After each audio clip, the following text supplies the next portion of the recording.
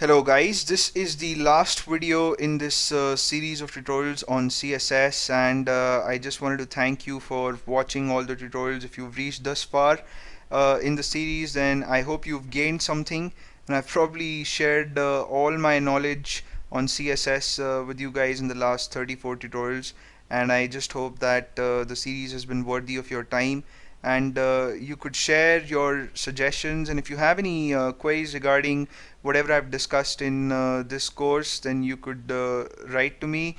You could drop comments to this video, or any other video in this series, or even on my channel. And if you've connected with me on Facebook or LinkedIn, then you could write me messages there as well.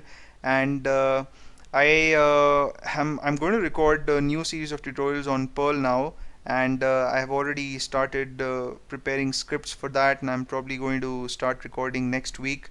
And this is a course that has been dragged for quite some time. I wanted to finish this long ago, but for some reason I got busy, and I just didn't find time to record. But thank you so much for sticking with me, for being patient, and your comments and your feedback and your suggestions, your likes and your subscriptions encourage me beyond boundaries. And we could connect on LinkedIn. And if you think that I know any of what I've discussed with you in this course, then you could also endorse me for CSS skills on LinkedIn. If you have a profile, then we could connect probably. So thank you so much for watching this series, and I'm going to see you guys really soon. And you could also check out the other tutorials on my channel. I have a series of tutorials on shell scripting, one on C and Python and PHP, MySQL, and of course HTML.